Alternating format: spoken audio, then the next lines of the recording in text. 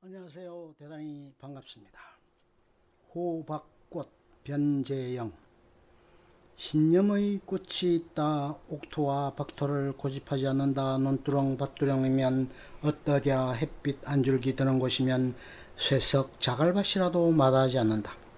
한 뼘의 빈 땅만 허락하면 가나안의 복지인 양 바득바득 덩굴 손을 뻗어 꽃을 피운다. 인심 넉넉한 외할머니를 닮은 꽃, 담장 위에 노란 별로 뜨는 꽃이 호박꽃이다. 소낙비 한 줄금 긋고 간 아침 텃밭을 뒤지던 뒤형벌 한 마리가 나를 시간 저편으로 끌고 간다. 유년 시절 초가집 일색인 동네의 유일한 기아집이 우리 집이다. 땡감나무에 몸을 숨긴 스르라미가 목정을 돋우면 담장 위에서는 분칠한 듯 노랗게 핀 호박꽃이 맑고 투명한 아침 햇살을 받아 눈부셨다. 내겐 어머니가 둘이다. 살을 주신 어머니는 내가 7살 때 병마로 하늘의 별이 되셨고 지금은 키워주신 새엄마와 다복하게 살고 있다. 내게 어머니란 존재는 푸근함도 친숙함도 아니다. 그것을 훌쩍 뛰어넘는다. 한 분은 영원한 그리움이고 한 분은 갚을 수 없는 고마움이다. 새엄마는 홍기를 놓친 노처녀였다. 겨우 박걱정이나 면한 살림에 꼬질꼬질한 강아지 넷이 딸린 호라비에게 생의 전부를 걸만 했을까. 사람들은 쯧쯧 혀를 쳤다. 지나칠 정도로 과묵한 새엄마는 실한 엉덩이를 빼면 볼품이 없었다. 우묵주묵한 뱃살, 자유분방한 얼굴에 덜창코까지 천하의 박색이었다. 건동에서 미인으로 이름난 어머니가 장미라면 새엄마는 어린 내 눈에도 분명 호박꽃이었다. 부드러운 전선까지 호박을 빼닮은 새엄마는 소처럼 일만 하며 있는 듯 없는 듯 지냈다. 여름은 호박꽃의 계절이다. 이런 봄 씨앗을 심으면 숨기척을 내기 무섭게 넌 줄은 가뿐하게 울담을 타고 올라 푸짐한 꽃잔치를 벌인다. 능글맞게 달달 볶는 한낮의 열기도 개순물 한 바가지면 족하다. 이기적인 인간에게 햇수는 무참히 꺾인다 해도 절망하거나 요절하지 않는다. 더 많은 줄기를 뻗어 마디마디 열매를 품는다. 입을 내고 줄기를 뻗은 옹골찬 기상만은 7월의 태양볕보다 뜨겁다. 호박꽃은 집념의 꽃이다. 허공이든 장벽이든 가리지 않는다. 표독스런 탱자나무 울타리도 기필코 오르고야만은 그래야 직성이 풀리는 꽃이다. 항무지의 맨몸을 갈면서도 열매를 맺는 게 호박꽃의 운명이라면 각박한 세상을 살아내야 하는 것 또한 사람의 몫이 아닐까. 어쩌면 성실이라는 단어는 사람보다는 식물에 더 어울릴지 모른다. 호박꽃은 내 마음속에 영원히 시들지 않는 생명의 꽃이요 환상의 꽃이다. 시골 처녀처럼 순수한 호박꽃은 요염한 장미처럼 별난 미색도 백합 같은 유혹의 향도 없다.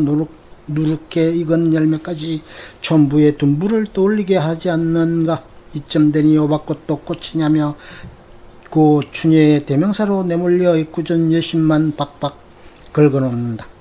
움팡눈이 대세인 요즘 짝퉁 장미가 소원인 여인들은 멀쩡한 코에 실리콘을 넣고 눈꺼풀을 찍고 턱을 깎는다. 하지만 호박에 줄 긋는다고 수박 때려. 외모가 능력이라고 믿는 작금의 씁쓸한 세태를 호박꽃에서 읽는다. 호박꽃을 닮은 새엄마는 넉넉한 입속에 몸을 숨긴 애호박처럼 속을 드러내려 애쓰지도 않았다. 단명인 아버지가 속도에 바퀴에 치여 비명 행사하자 할머니는 서방 잡아먹은 년이라는 생터집으로 새엄마의 가슴에 비수를 꽂았다.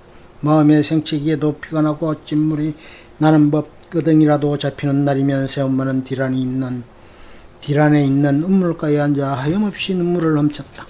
그럴 때면 장독대 옆 담장에 핀 호박꽃이 말없이 그녀의 서러운 한숨을 들어주고 있었다. 호박꽃은 그리움의 꽃이다. 그 꽃에는 서둘러 떠난 내 어머니가 숨어 계신다. 유년 시절 어머니에게 호박꽃은 삶이고 세월이었다. 구순한 호박잎 삶은 단골 메뉴다. 이런 별식이어서 호박선이라도 나오는 날이면 입이 호사를 했다. 배가 허출해지면 맵찬 손으로 뚝딱 만들어주던 얼큰한 애호박 된장찌개며 고소한 부침개 호박 풀떼기의 별미까지 그 부드러운 맛이 지금도 호박꽃에 묻어있다. 꽃샘에 분탕치는 꿀벌 구금하여 흔들고 밤이면 반딧불에 가두어 초롱 밝히던 꼬마도 어느새 은발이 성성하다. 별난 개모사라에 콩지로 자란 새엄마는 우리 집에 와서도 아기를 갖지 않았다. 아버지와의 재혼도 어린 우리 사남매를 보고서야 결정했다는 그 따스한 마음도 지금은 안다. 곱게 늙어가는 새엄마를 통해 호박꽃의 의미를 되새긴다. 결코 외모는 삶의 조건이 될 수 없다는 사실. 사람도 청둥호박처럼 당당하게 늙어간다면 쇠락하는 시간에도 행복이 섬여 있다고 늙음하게 진실 하나를 보탠다. 천대받는 꽃과는 달리 호박의 삶은 고귀하다. 늙어 약이 되고 떡이 되는 게 호박이지 않은가. 황금빛 꽃의 황금빛 열매, 어쩌면 호박에 얽힌 전설처럼 황금종을 만들려는 스님의 넋인지도 모른다. 잘 익은 청동호박을 열어보라. 다홍색 속살에 알알이 박힌 생명들, 그것은 마치 금붙이 폐물을 겹겹이 쟁여 놓은 듯 경이롭다. 좌르르 쏟아지는 호박씨를 연주에 꿰면 단발머리 순이 오기가 걸고 다니던 유백색 비치 목걸이가 아니겠는가. 어디 검은 보화가 흥부의 박속에만 있으랴. 조물주의 섭리 또한 얼마나 지혜로우신가. 꽃이 화려하거나 좋은 향을 가지면 작은 열매를 주고, 꽃이 보잘것없으면 크고 넉넉한 열매를 주셨다. 꽃도 열매도 훌륭하다면 금상첨화하지만 하찮은 꽃의 열매마저 시원찮다면 얼마나 불행한 일인가. 그래서일까 땀스러운 오곡도 꽃은 별로다. 벽꽃이 그렇고 콩이 그렇다. 사람들이 장미를 꽃의 여왕으로 입술에 올리지만 그 열매는 얼마나 초라한가. 꽃을 엑스레이로 촬영하여 연구하는 어느 의학자의 말을 빌리면 엑스레이에 잡힌 호박꽃의 아름다움은 장미보다 훨씬 더 빼어나다고 한다. 내면의 미를 관조했음이리라. 들녘에 황금알을 낳는 호박꽃에 주목해보라. 여인과의 해우처럼 마음의 엉우리가 스르르 풀리고 따스한 훈김이 심장에 별로 박힐 것이다. 몇 덩이의 호박이 대청마루에 과부자를 털고 면벽 수행 중이다. 마지막 한 점의 분내까지 드러내는 숙성의 시간이리라. 나도 이처럼 곱게 익을 수 있을까. 사람에게도 숙성의 시간이 필요하다. 쓰리건 패기만 믿고 대책 없이 세상에 부딪히다간 좌충우돌로 겉돌기 마련이다. 냉철한 당금질로 자숙의 시간을 거쳐야 어떤 사람들과도 화합할 수 있다.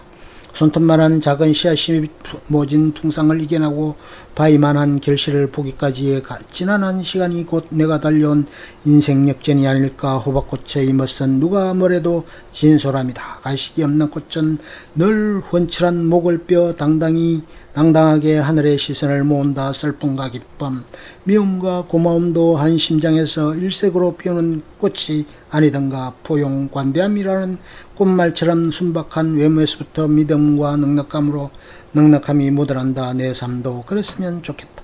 그 사람은 속이 따뜻한 사람이라고, 이름 없는 풀꽃도 사랑한 사람이라고, 세상의 비웃음이 주는 고통까지 가슴에 안은 사람이라고.